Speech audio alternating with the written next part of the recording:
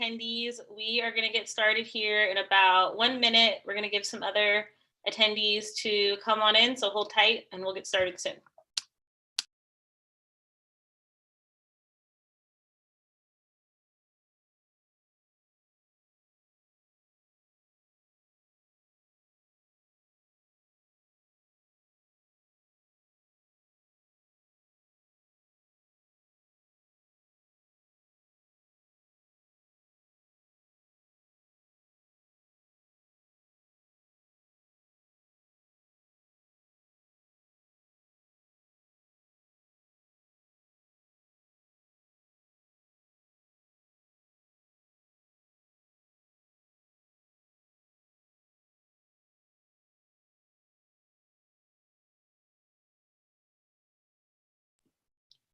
All right, it's officially 7 o'clock, so we're just going to go ahead and get started right on time.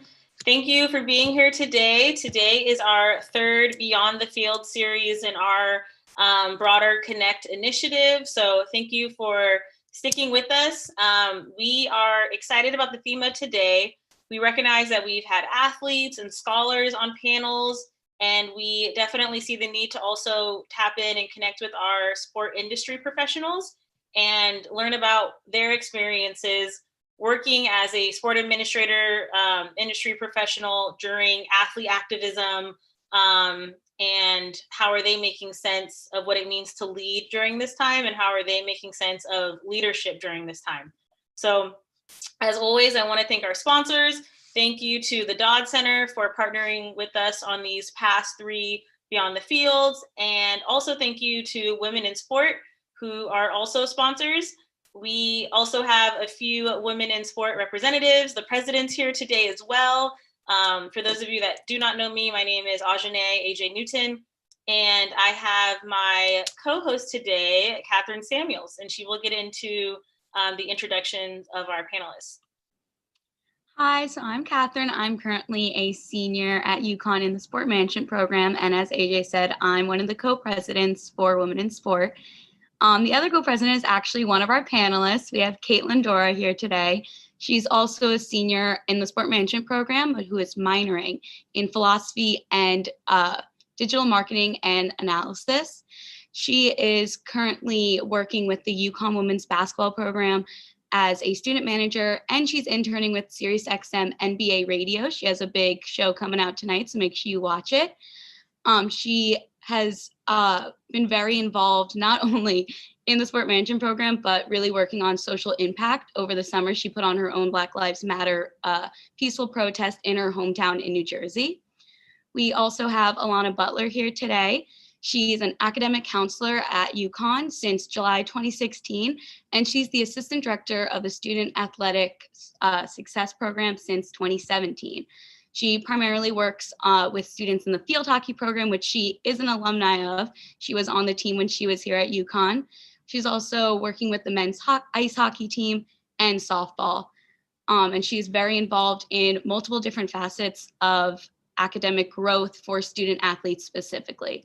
And lastly, we have Rora Olushka. I really hope I said that right, and I really apologize if I didn't. She's actually the reason we really are here today. She started the Beyond the Field series in 2016 when she was in the Sport Management Master's program as a part of her work here. She also currently works at the NHL, working for the Social Impact Growth Initiatives and Legislative Affairs as an assistant. So that is our 3 amazing panelists here today. We are so lucky you guys are here, and we're really grateful to hear what you have to say more. So I guess we'll get started with the questions. This is for anyone, really. We would like to start by giving you the chance to reflect on how you're doing, considering we are in a pandemic, the massive civil unrest that is occurring, and various natural disasters and climate crisis we are facing. So what would you have to like to say to the many eyes on the sport world this summer, referring to all these different aspects? And do you believe sport has accepted the pressure of being involved in matters of social justice and equality and equity? So, Catherine, to answer your first question, I don't know. I feel like everyone's kind of not doing so great like lately. And I'm not gonna lie. I feel like, whenever like we get asked that question and it's in kind of like a public presence like this, everyone's like, things are great. Like all things considered, can't complain. But like, I don't know, I'm gonna complain a little bit. Like it's hard right now. Like it's getting to that point in the semester and like work's piling up. I mean, we're struggling, fighting through it, of course, like obviously, but I don't know. Things are tough, but I mean, given good friends and good support from like people like you who are friends and the rest of the faculty, I think things are okay. But to get into your first question, it was incredible. Like I'm not gonna lie, it was incredible to have like so many eyes on like the sport management and like kind of just the sport world. And even though it was because of the pandemic, it was just like an opportunity. And so there was like a cloud of doubt as to whether or not the sport industry would actually like take hold of that opportunity or if it would just be potential and just kind of just fizzle out. It was actually kind of like Spider-Man. I was thinking about this earlier. It was kind of like Spider-Man where, with great power comes great responsibility. And I would like to think that the sport industry became Peter Parker and just kind of took over. And there have been organizations that have done things like put Black Lives Matter on t-shirts or like posters and just like kind of ran with it. But I have wondered if it's just a publicity stunt and kind of just a capitalistic ploy, because obviously people want to support organizations that they believe in. However, it's a question of whether or not organizations are doing these things because they believe in them or because they know more people are going to invest in them if they say they believe in them. So while it's nice to see Black Lives Matter plastered on courts and masks and merch, I'm not entirely convinced it's for the right reasons. And obviously this level of concern differs from organization to organization, but given the magnitude of this issue, I think it's important to just frame it in a critical lens and be kind of skeptical on these issues. I think I'll go next.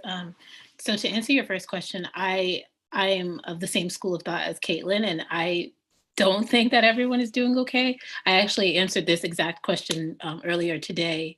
How are you? And one of the things I said was, we're in a pandemic, so like there's no way that I can just be like, oh, I'm fine. But I've noticed, one of the things that I've noticed mostly is that at the beginning of all of this, which was, I think we could all say March, everyone was like freaking out. And then towards the summer, it fizzled down a little bit. And I think now we're getting to a point where two things are happening. Everyone is coming down from the election. So there's like election fatigue happening.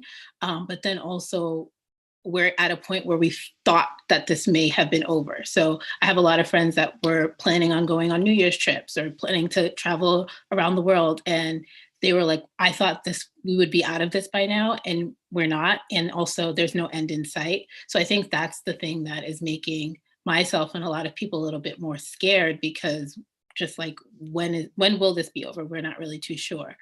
And then to answer your second question about having all eyes on the sports world, I was inspired by it. And I think it's one of the reasons that I even got into this field in general, is because I was always of the belief that sports can change the world, or at least have a hand in doing so. And I don't think it's anything really new. Like if you've paid attention to athlete activism from the very beginning, or even more recently, like athletes have always done this and they've always been vocal. We've seen at the Olympics, people doing engaging in social unrest just because they want to fight for their country in a different way, or their country is not, advocating for them back at home, but they have to still put on the American flag and show that they're, that they value the country. So it's nothing new, but to see it happen in this generation, with this generation of players that everyone views as selfish or not really paying attention to social unrest, I think it's cool to see, and I'm glad that everyone's on board now.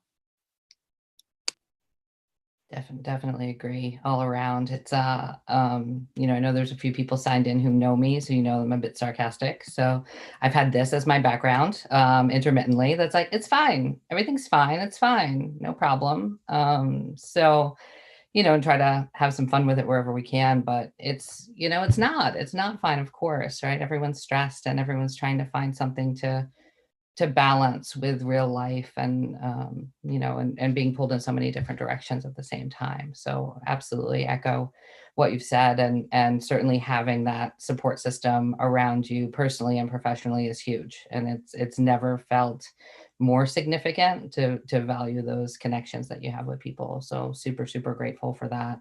And exactly what you were just saying, you know, the sport activism, it's not new. It's certainly re-energized, and it's been interesting to see, and whether that's come from corporate America or wherever that's come from, but it's been interesting to see this sort of permission granted to it in a different way. That's as opposed to saying like, you're the activist, so you're the outlier, you're bad, as opposed to like, well, wait a second, now we're going to embrace this cause and we're really going to look at this and we're going to invest in statements and potential change in a larger scale, without that same sort of stay in your lane mentality that gets attributed to sports so frequently.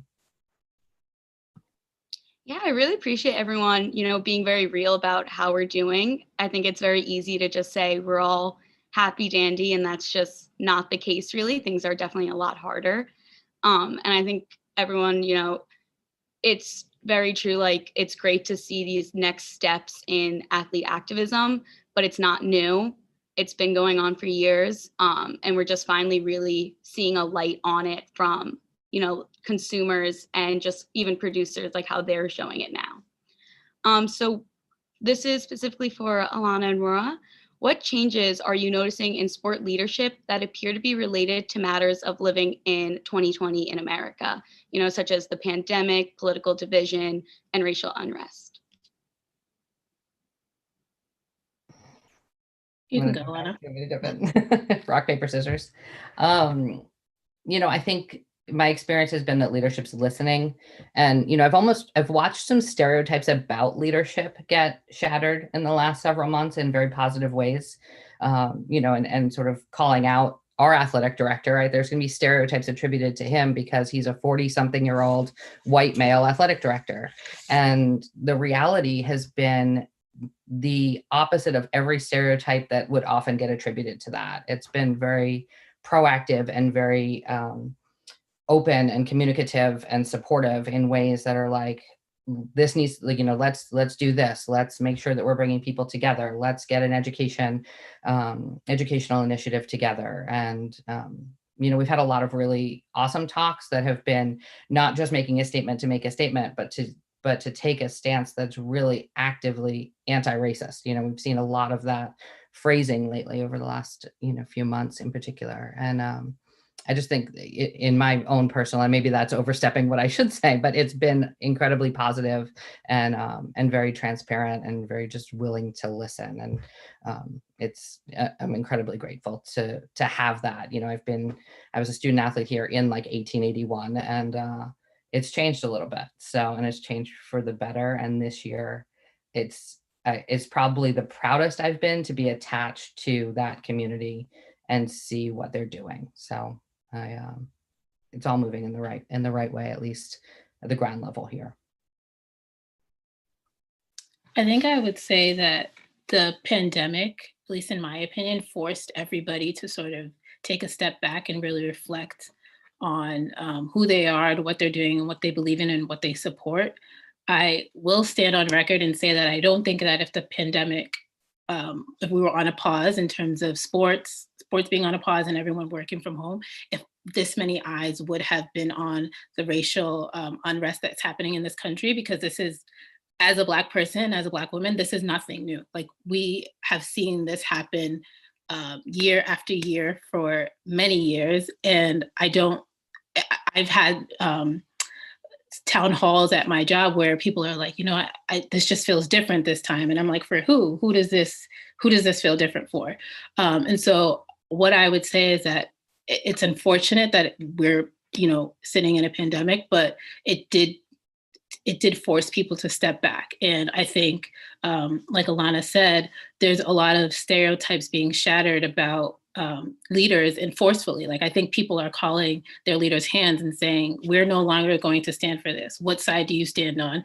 And we need you to publicly address this.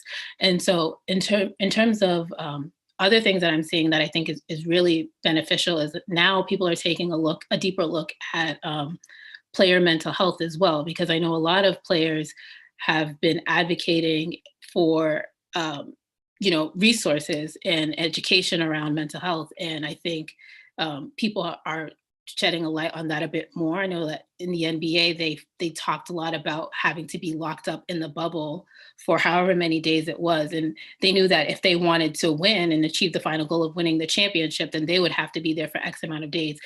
Some not surrounded by family, not leaving that Disney World, everything seems fine and dandy because you're at Disneyland or Disney World, wherever they were. But like in reality, it wasn't all, dandy for them. And so I think that's something that I'm seeing a lot more of. And it's hopefully like Caitlyn said, hopefully it's not just a ploy. Hopefully it when we get to next season and when the pandemic is finally over, these conversations are still continuing.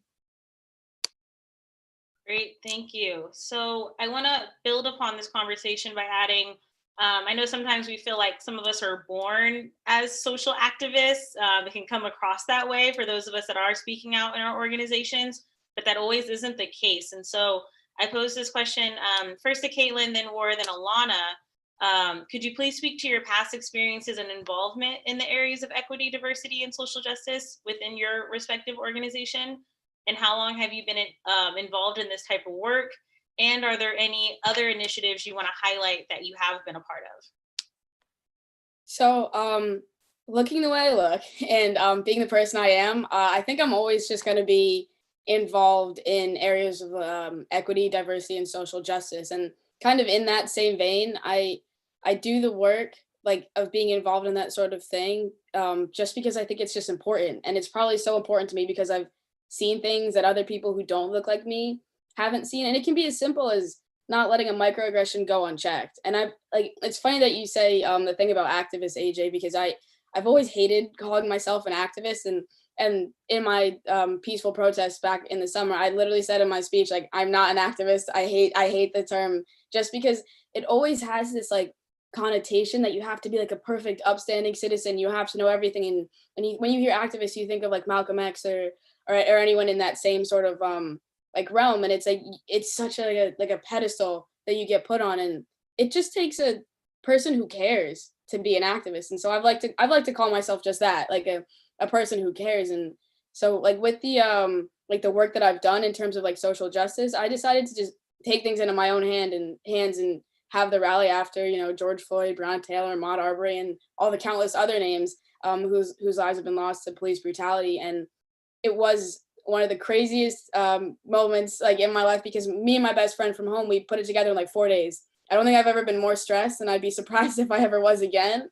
But it was worth it. And I would do it all over again, like in a heartbeat if I could, because of the impact that it had. And like, it was just so insane to hear people from my 95% white, small suburban town say that they had no idea these things were going on, and that the impact that the event had on them was just like absolutely insane. So, and that wouldn't have happened without me. So it was one of the proudest things I've ever done. But I've been bringing that into the sport industry just by like just talking about it, because I posted it on social media and it was everywhere. So people have asked me about it, people that I've worked with, and it's just starting that conversation, I think, is the first step, especially as for someone like me who's not at like the top of an organization, who kind of has to like walk on eggshells, and I'm already on thin ice, just being at the bottom tier.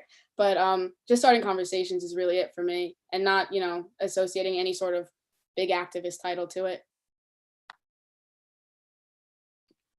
Yeah, I wouldn't say I know some people, like you said, some people like to think that they were born into this, and I wouldn't necessarily say that, but I can say from a young age, I've always had that, like, I don't like to use the word activist either, but that like spark.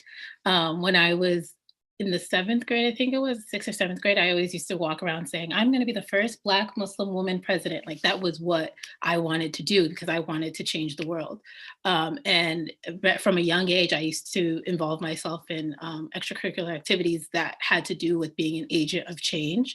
And so from a very young age, I knew that I always wanted to be in this field of work. I just didn't really know what realm I wanted to dive into. And I've always loved sports, and I've always loved it from a community relations standpoint and from an athlete standpoint. So really dealing with player relations and having them be able to recognize their voice. So I would say I've been doing this for I don't know how many years, but for a long time. But I think where it really kicked off for me was when I got to UConn, and I recognized that there was a need for people to see that athletes have a voice and that sports, like I said before, have the power to change the world. And so that's where it really, really kicked off for me, and which is one of the reasons that I decided to start Beyond the Field in 2016. But yeah, no, I've been involved in this work for quite some time, and sometimes it can be tiring because you have leaders that may not always buy into the ideas of what you're trying to push, but you have to continue to keep going because, like I said, these issues are not new, and hopefully they stop, but for the foreseeable future, I don't see them stopping. So we have to continue to, keep having these conversations and being at the forefront of these conversations. It's funny you mentioned 7th grade. When you said that, I'm thinking that's exactly when my family had moved from one community to another. And the community I lived in, sort of birth to 7th grade, everyone looked differently from each other. Multiple languages were spoken in the hallways of schools, all of those things. Really, really broad community. And when we moved into this very small community, very homogenous community. Everyone in the community looked like me. Everyone in the community had been playing, particular sports since they were 3 years old, and all of those things. And with that, there was a lot of lack of awareness and a lot of lack of knowledge. And, and I felt that shift at that same sort of critical age, which I guess I literally hadn't thought, I've thought of course, but not really as a pivotal point. And so you had mentioned that, and I was like, oh, that's the same thing when you're like, wait a second, like this is not okay. You're starting to recognize the world a little bit differently. For me as an undergrad, when I was a student, UConn was ranked by the Princeton Review as one of the most homophobic colleges in the country. They were in the top 20 for most homophobic colleges in the country. So being a student athlete, being a student, being a 18 to 21-year-old, 22-year-old, it was not a place where I was going to be out ever. That was not happening. That Princeton Review was not like, hey, safe space. So there was just a lot of fear as an undergrad in being gay and being and anyone finding out about it. Coming back to UConn, I hadn't been gone that long. I was away from UConn for about 5 years. I came back here in 2006, and somewhere around like 2010 or so, it was ranked one of the most accepting colleges for LGBTQ students. Having been here in both settings, I'm not necessarily sure that I bought into either one of those extremes. Like, it was certainly more in this direction as an undergrad and more in this direction coming back as a staff member. But it was interesting to see that shift in a fairly short amount of time. Getting involved in sort of the activism role has been not saying no when somebody asks you to show up somewhere. So it's been almost accidental. And part of that was, when I first got back, it was like, hey, I want to do a workshop on LGBTQ student athlete inclusion. Will you do it? And I was like, sure. I had never spoken in front of a group ever about any of that, ever. And caught myself saying yes. And as it's coming out of my mouth, I'm like, why did you say that? You can't take that back now. And suddenly found myself in front of, all of these student athletes that I did not know and had no experience with, talking about these issues and talking about inclusion and talking about promoting, establishing and promoting and championing an environment where every student athlete has a voice and every student athlete is celebrated and every student in our community is celebrated. Not exclusive to who they are, but including who they are in any parameter. So, and that's how I got involved in our diversity inclusion committee. So fast forward a gazillion years, and I had come into we have a diversity inclusion committee within the Division of Athletics that's been around for a few years. And I was brought in to give a presentation about some of the LGBTQ initiatives and sort of recommended practices and things like that in the athletic world, particularly as it relates to trans student athletes and staff. And we're talking about inclusion in those realms and language and education and all of that. And had an opportunity to kind of springboard from there and get more involved in our D&I, and it's just sort of continued to grow. So it's been an awesome opportunity. It was completely accidental. And again, you just are like, yes, I care about this. I don't know what I'm doing. Why am I here? Which is a little bit of how I feel tonight, especially listening to these two speak. So, so great. I'll put my fire screen back up. Sorry, I don't mean to interrupt, but Alana, don't even feel that way. You saying that, you know, being a part of this community is just making sure that you always say yes. I kid you not, every time I worked with Dr. McGarry at the beginning for the Beyond the Field in 2016, and I would always, every time I would leave one of our meetings or I had to plan for the next speaker series, I was like, why didn't I just do an internship? Like, why did I have to do this capstone project and do this speaker series? I could have been like my friends and just did an internship and just like gone to basketball games or whatever and worked in the community. And I would always feel like, why didn't I say yes to this? But now look at us, 4 years later, and here we are sitting on this panel and this is still happening. And I don't know how many people are watching this, but I think it's an amazing thing for us to still be having these conversations at UConn and hopefully other universities. I mean, this is on YouTube, like, other people are going to see this. So I think it's an amazing thing. And don't feel like you are supposed to be here. You're definitely supposed to be here. Now that you said it's on YouTube, now I'm actually nervous. So thank you for that. I am going to put this screen back up and just, call it a day here. It's fine. Thank you so much for sharing your personal experiences and speaking from your perspectives. I want to get into the organizations y'all have worked for. I believe as, sport consumers, we're familiar with the diversity statements or statements of solidarity, but can y'all speak to any internal initiatives that have come about based upon the unrest we've seen from either this summer or just over the past couple of years? Yeah, absolutely. I feel like there's been such a big push lately, given everything that's happened over quarantine. But the organization I want to talk about the most is the Women in Sport club that I'm a part of, that Catherine, my lovely co-president, is moderating here. But also just kind of to build off of what you guys said about saying yes, it means so much, like, to people when you say yes to doing things that you want to do. Like, Catherine is from New Jersey, but she's not really close to where I am in New Jersey, but she came to my protest and it hit me, like that, like hit my heart. And she was like, hey, look, when Caitlyn says to show up to the protest, like, you show up. And when it's something like this, you just show up. And it's like, I saw her and like my jaw like dropped, and it was just like, it's one of those things. But to go into the like more of the question and how Women in Sport has kind of created this space, it's like, I'm just lucky enough to have an e-board and to have Catherine as my co-president, like, who care about social justice and these issues. I mean, I think the first meeting we had revolved around social justice and activism in the WNBA. And, we are just, our little group of women in sport, but I think it's just as important to create a space to talk about these issues as it is for these big organizations like the Dallas Mavericks as to donate to Black Lives Matter organizations. And I think maybe it's just the grassroots way of my thinking, but I think if you don't start these conversations, then it gets to a certain point where people get embarrassed almost to talk about these things, and it's too late in the game. And I think when it comes to changing hearts and stuff, you have to have those conversations at the dinner table, or those conversations in places like Women in Sport. So it's not as much like on a grand scale, but it's just as important to me. But I mean, also being a part of the UConn women's basketball manager team and being involved in SiriusXM, they've done larger things like putting out like announcements, I guess. I'm not sure what you would call, like, memos about where they stand on this issue, and they have implemented certain procedures that would help with diversity and inclusion. And while I am skeptical in all realms for every single organization, I think making a statement goes a long way as well. Yeah, how about you, Alana? Ooh, how do I follow that?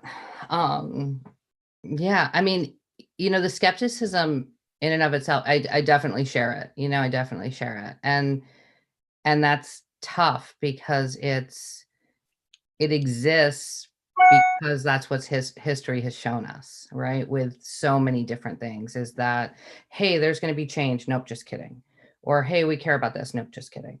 So there's going to be hesitation and skepticism, and that's powerful, and it's powerful to hear that being voiced too. But I feel like the why behind it is it justifies the skepticism, right? So, but also hopefully continues driving the passion, right? And that the work isn't done. The conversations need to keep happening.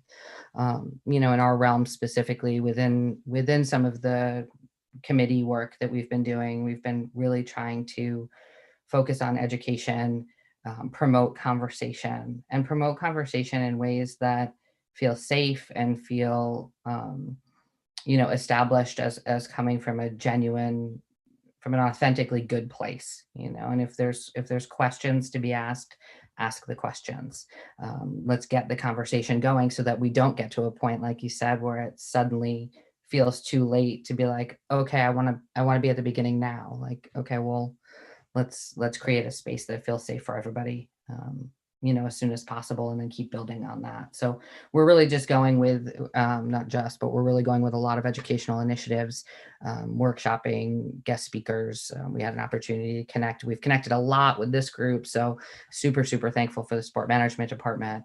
We've worked a lot with everyone, with Danielle and with Dr. Burton, and Doug Glanville came in and spoke with our group, and we've just been really fortunate to be able to continue those conversations with the people right on our campus who are the experts in the fields. So.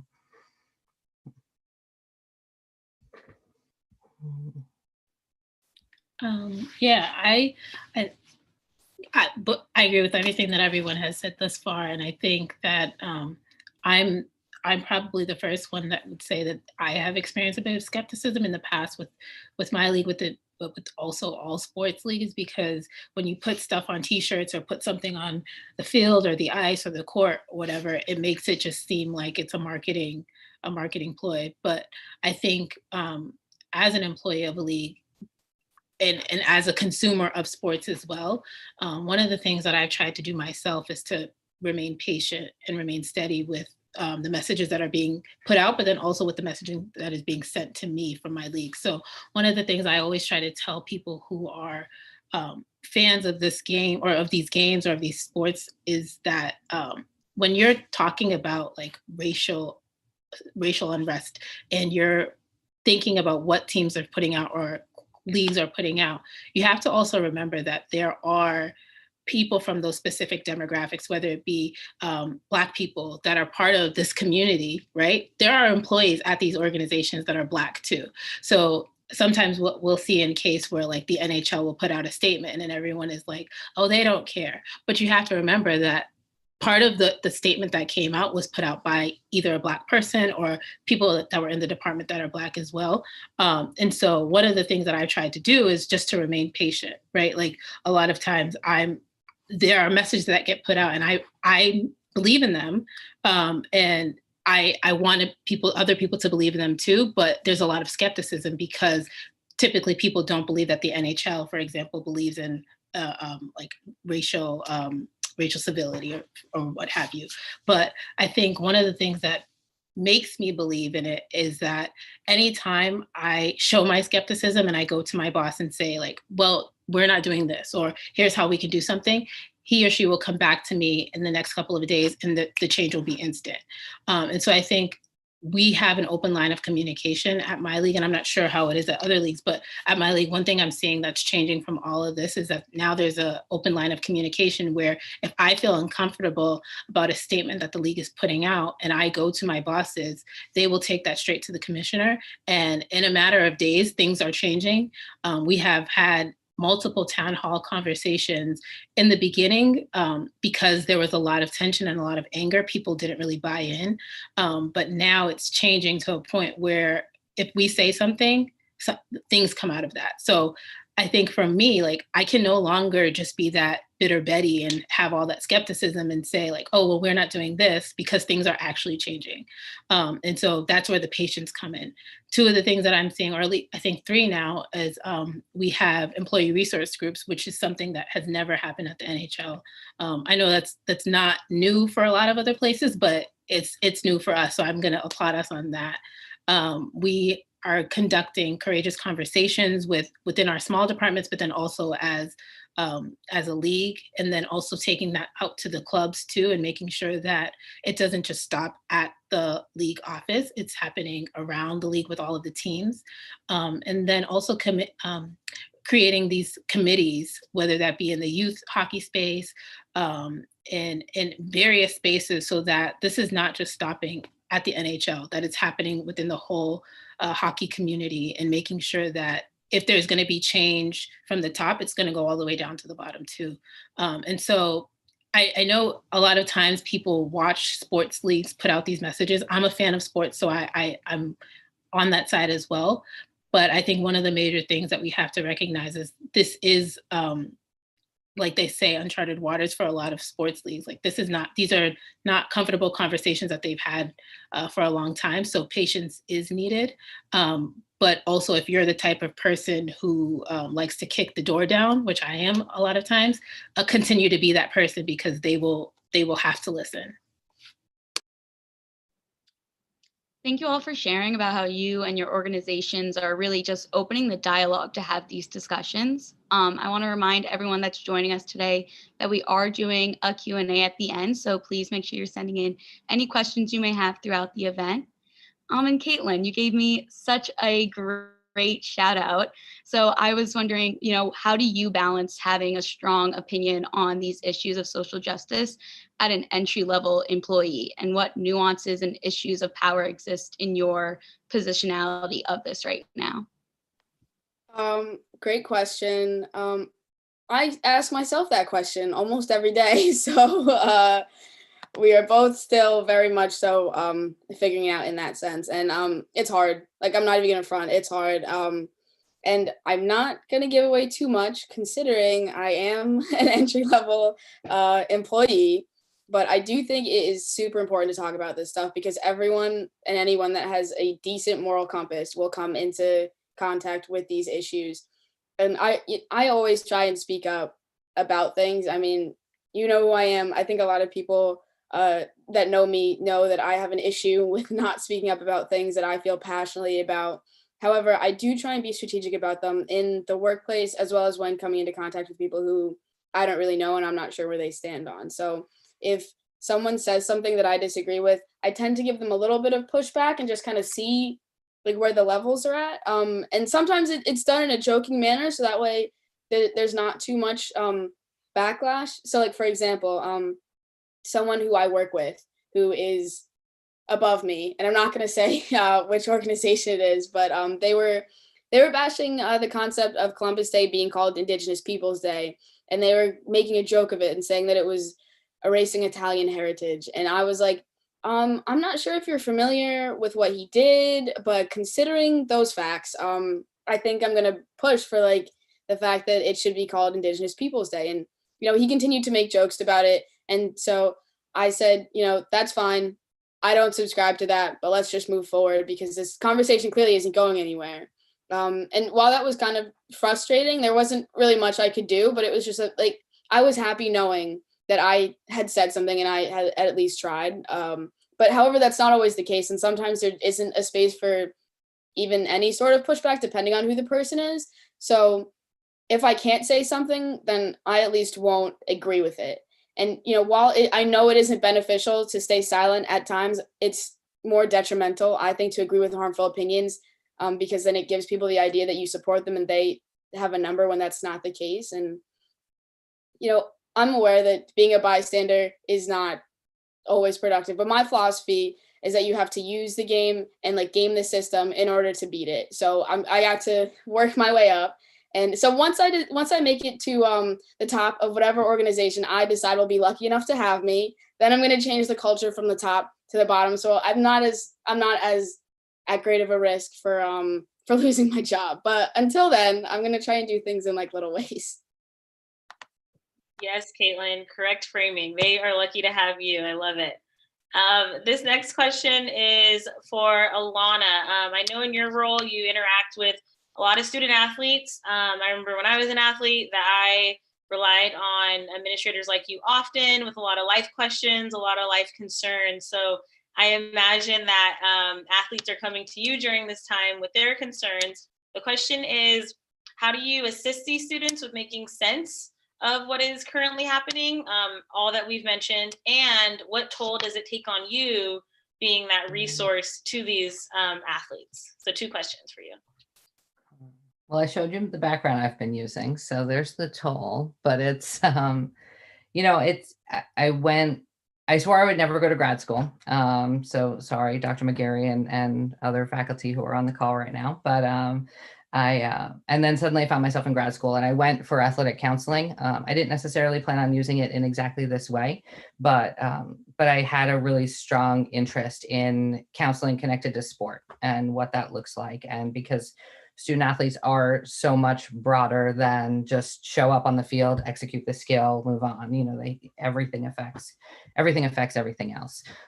So I'm really grateful to have that background, particularly now, of course, but I am working remotely this semester. I can't sit in my office in the way that I normally would like to with my students. And, you know, I tell them all the time, I'm pretty sure they're grateful for that because I also can't call them out on everything now. So I can't sit there and, you know, I can only see from a certain height up, right? So I can't see if you've been tapping your foot for the last 20 minutes because you're stressed or anxious, or there's something that I can bring to the conversation in the same way. So it's certainly been challenging. You know, in terms of providing reassurance, it's tricky because we're all in this together. And, you know, I was in a team meeting not super long ago where I said like, something to the effect of like, this is the only thing that we've all experienced in the same way at the same time. And none of us have the answers. You know, so much of college development, I feel like is, you know, we have a new cast of characters essentially that come through 18 to 22-year-olds or, you know, 17 to 25-year-olds, somewhere in that range, where their life experience is certainly uniquely their own, but it's often things that on the staff side, we've watched them go through. It might not be them specifically, that person, but we've watched that development continue in those challenges that come up in college. This is an outlier. This is different. You know, nobody's been through this. None of us have experienced this. None of us have the answers. So it gets super tricky to, you know, always go right to encouragement in the same way because we don't have an action plan. You know, and I feel like so many things that students will bring me, I'll be like, okay, here's one option. Here's another option. Here's how we can problem solve this. And with this, it's like, wash your hands, wear your mask, stay away from people. Well, it'll get better. When? I have no idea. You know, and the other piece for the students in sport, we like to control things, right? So the athletes, you work, you train incessantly to try to control as much of your environment as you can. And this, you can't control. You can't see the finish line. You can't see the clock and know when this situation is going to be done. So it takes that away. And for so many student athletes, that portion of their identity has been frozen really abruptly. You know, for our spring sports last spring, really abruptly, our men's ice hockey team was in their suit ready to board the bus and everything stopped. So all of a sudden there's that shift now in that, like, okay, if I don't have sport, what do I do next? And trying to help the students embrace other parts of their identity that they've always had, but maybe haven't paid as much attention to, and also the coping mechanisms that they've developed that they didn't necessarily know they've had because they didn't have to apply them in this same way. You know, in terms of the toll that it takes, it's you know, we're good. So we keep showing up every day. It's you know, just I think just that authenticity is so important, and it's, you know, everyone wants that from each other, right? We want a realness. We want a just, you know, nobody wants to talk to somebody that you think is putting up a front the whole time. And I think our students are certainly the same. The students that I get to work with every day are certainly the same way. So just kind of showing up, being real, listening, hearing where they're at and saying, okay, how can I help and what can we do? And sometimes it's a sounding board, and sometimes there's, other ways that we can support them. So it's been tricky. I'm very, very grateful for the background that I have in terms of my education, because I feel like I have a little bit of a toolbox to work with, but without it, I'd run away screaming, I think. I don't know. So, yeah. I have to say, I love that background. It did bring me reassurance and a few nice little chuckles throughout so far. I imagine right now many of us remember the day that the NBA, specifically the Milwaukee Bucks, stopped playing in response to social unrest. So I pose this question to you, Rora. We saw other sport organizations join the same movement, including some NHL teams. So can you describe what that day was like in your role, some conversations, actions, meetings, and what it looked like within your own organization? Yeah, sure. So I personally like to dub that as like the best day of my life as a sports professional. Unfortunately, it was as a result of something horrible that happened, but I'm always super excited when I see athletes taking a stand.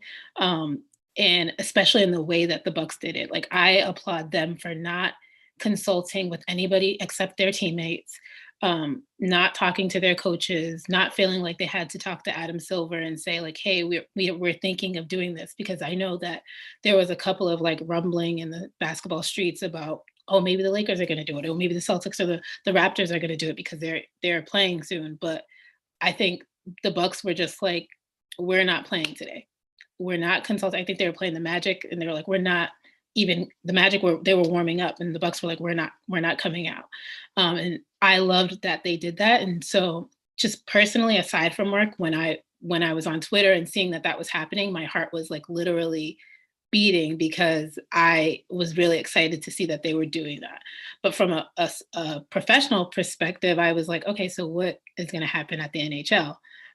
And those dynamics look a little bit different, given the fact that the NBA is like, what's the number, like 80 plus something Black, whereas on the NHL, it's completely the opposite. I think when we were playing in our bubble at that time, there was only one Black player in the NHL bubble at that time. And so while I was in support, obviously, of NHL players deciding to stop, I think when you look at it from that dynamic, it puts the pressure on that single Black player to be like, yeah, hey, this is what I want to do, or this is what we're going to do as a league. And even from the optics of like, if you're familiar with the image of when the NHL player spoke out, it's the single Black player speaking from a paper and talking about why he takes a stand with what the other leagues have done, and why he thinks it's important for the NHL to stand up and take a stand too. And I think what he said was great, but when you look at it from that perspective, it's like, okay, now we're putting the pressure on this single Black man to take a stand for all of this stuff, and it makes it a little bit more difficult. So just thinking about my day, I remember when that got announced, I immediately texted my boss and my coworkers, because we have like a small group chat, and I was like, the NBA is stopping. What, like, and everyone was like, whoa, wow, we never thought they would do it. And then the rumblings of every other team or every other league. I know the WNBA was within that too. And a lot of times people leave them out of the conversation because they're very vocal, always vocal. And they get left out of the conversation a lot of times, but they took a stand, and rumbling started to happen. But I think with us at the NHL, like I said before, it's a little bit of a different dynamic, but majority of the employees, at least on my staff, were under the impression that like that was the right decision and the right move to make, especially given the fact that it always seems like the NHL does not take a stance. So if we were to be the ones to say like, no, we're going to continue to play and we're going to continue to keep going business as usual, then it would not have looked right on our part. And I think we did play one game that day. I think there were like 3 or 4 games being played, NHL games being played that day, and I think one still went on. But it just wouldn't have looked right if we were the only league that continued to participate while all other leagues stopped and us, the Lily White NHL, continues. Like that just wouldn't have looked right, especially if we believe in the messaging. So there was a lot of chaos on our end. But me personally, I was like, yeah, let's go, everybody. Like I was all for it. So yeah, that's just where I stand. I'm actually a big hockey fan. I remember waiting to see if the NHL was going to respond and how so, just because of the difference in just who's playing in general, like you said. So this question is posed to all three of you. As sport professionals, what ideas do you have for the future of your organization in regards to these topics? So the ideas I have right now aren't necessarily concrete because I am kind of at the bottom of the totem pole, as I said before, but my goal is to really learn as much as possible and to be a part of as much as possible, even if I don't want to be, because even if I do something I don't like, I still learn something and I get a takeaway from it. And that's kind of my goal right now, just to garner as much knowledge as possible so I'm prepared for the future when I will be in those certain positions and I will have the power to make, those changes, such as how people respond to certain situations and how that changes depending on how it's delivered. Because I think that like what you say is almost just as important as how you say it. And that can really affect whether or not people are like willing to take in what you say. So in my role, like what I try and do is just pipe in whenever possible when things are important to me. So maybe I am kind of, born to be in that activist role, as AJ had mentioned earlier. I never thought I was, but now that I'm saying it out loud, then maybe I am, or maybe I'm just a confrontational type of person.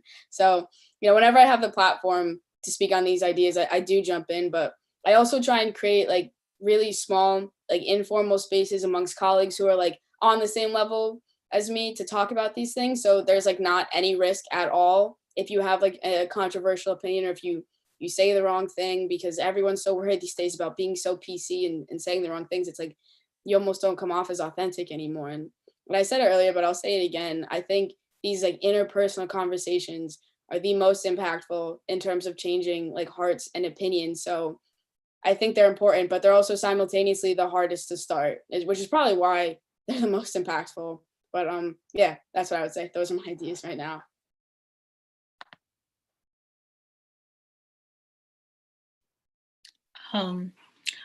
Just to comment on what you said, Caitlyn, about being confrontational, I think that it's often being that type of person is often viewed as confrontational, but when things hit the fan, you're the person that people are going to go to. And I'm often finding that like there are times where I would speak up in my circles and I would be afraid to do that. But then when all this stuff was happening throughout the summer, people are texting me or emailing me like, what should we say? How do you feel? What's the next move that should happen? And I'm like, oh, okay, like now people care about what I'm saying. So I think it's one of those things that it may seem like it's confrontational just because, like you said, it's people want to be so PC, but when that time comes, you're the person that people are going to be reaching out to. So be confrontational, who cares? But in terms of like some ideas that I'm hoping that would come out of all of this from my league specifically is, I think it's, and these are things that I'm actually starting to see happening. So it's not even just my ideas, they're already rolling, but it's great for us to be in the forefront telling people that we care about Black Lives Matter, LGBTQ issues, or anything really. But I think it's important for my league and all leagues to look inside the framework of their buildings and their employee and departments and see the actual bodies that they have working for them. So if you're a league and you're putting out a message that say Black Lives Matter, but your employees come to work every day and they feel like their lives are threatened just because their managers don't care for them or they're not investing in them, then do Black lives truly matter? And so I think one of the things that I'm seeing at my league happening now and across sports in general is that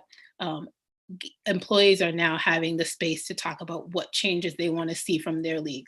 I forgot to mention this on my the previous question that AJ asked me, but in addition to the Bucks stopping and the NBA stopping, NBA employees, it wasn't all Black NBA employees, but some NBA employees, they did a bit of a strike too. And that was in solidarity with their players, and also to bring attention to whatever they felt wasn't, they wanted to bring attention to things that they felt that they were either being mistreated at work or just in the country in general. They wanted to bring attention to that. And so I think that employees are now feeling more empowered to say, hey, we don't feel right about what's going on in our company, and we need you to take a stand, or we want you to step up and say something. And so that I want to see more of that. Like, I want to see more, and not just Black employees. I think a lot of times, at least from my perspective, a lot of times it's like racism is a Black thing or Black and white thing. And that's not always the case, even though it is predominantly what we see in the United States, but it's not always the case. And so I want to see my league at least get to a point where we're starting to talk about Indigenous people, because in Canada, that's like a really big issue too, right? Like the mistreatment of the Indigenous population in Canada. So I want to see us get to a point where we're talking about those things, talking about women's rights, women's hockey. What are some things that are coming out of that? And so I would say that we're having more of those conversations now. So these are small ideas that I've had and I've always communicated, and now to see them actually be put into fruition is pretty cool. But yeah, just seeing more employee activism. That's what I like to see. Yeah, I posed a similar question to our committee the other day in our meeting. Yesterday. What day is today? I don't even know, right? That's where we're at right now. It's March 293rd or something like that. So, but you know, and because my first reaction is keep going, just keep going, keep going, keep going, keep going, and that's, you know, a lot of what is being said tonight is have the conversations in small places, have the conversations in big places, and just keep going and keep moving forward. You know, something that popped in to my head as we're having these conversations too is that idea of like tokenization versus representation, and what does that look like? And part of how I got involved in different speaking engagements, it started more as tokenization. It was like, hey, I want to have this conversation about this topic, and you're in this group, so you should give the presentation. And ultimately, great, like it worked out well, and you know, I've really gotten to enjoy that part of what I do.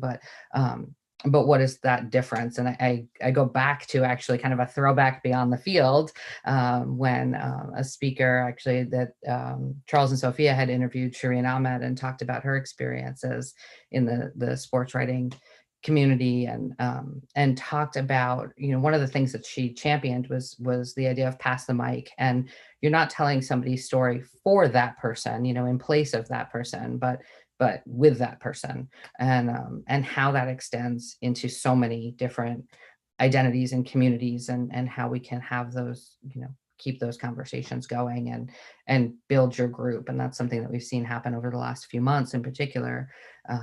It's just that group size is now getting larger, and there's more people standing beside someone with that initiative and with that mission, and moving in directions that are in positions of power, and using sport in the way that it can be a powerful sort of vehicle for change that, you know, was mentioned in the beginning tonight. So in its simplest form, yeah, it's, you know, Wura had mentioned that it gets tiring sometimes, and of course, you know, and with that, keep going. And I think that's just kind of something to keep going back to.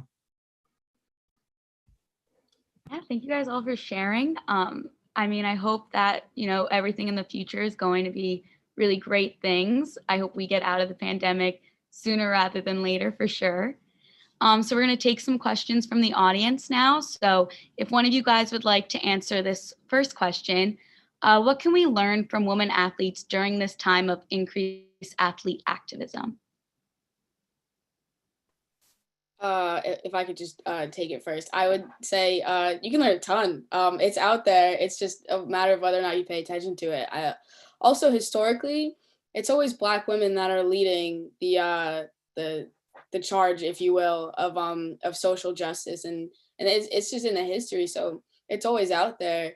And in terms of like female athletes, if I'm like 99% sure the WNBA was supporting Kaepernick before LeBron James did, and we just didn't hear about it. Just because like the media isn't really focusing on women's sports, and it's improving gradually, but not as much as I would like to see it. So I do have to work on my patience, as we mentioned earlier. But I think for right now, you kind of just have to go out and get it, because it's not being given to you. So you have to search for those voices if you want to hear them right now.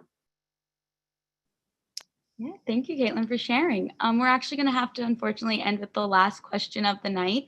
So whoever would like to take this one away, what advice would you have for future sport management professionals in regards to activism and advocacy in the workplace? I can take that one. And this is going to sound super corny because this is the Nike slogan, but you just have to do it. Like it's one of those things. And I think Caitlyn and Alana mentioned this a lot, is like, it's uncomfortable, but it starts with having those small one-on-one conversations with people. And now, if you think about now, we're in a very weird time where it almost seems like everywhere you go, there's like a diversity and inclusion panel happening, or diversity and inclusion job is being posted. I think I have a couple of friends that are job searching, and a lot of them have said that they've never seen a time like this where every job on Indeed or LinkedIn is manager of diversity, inclusion, and equity, or whatever. And so I think that we're in a time where there's like a thirst for this, because people have been called out and people have been told that they're not doing the right job, or they're not doing their job in the right way.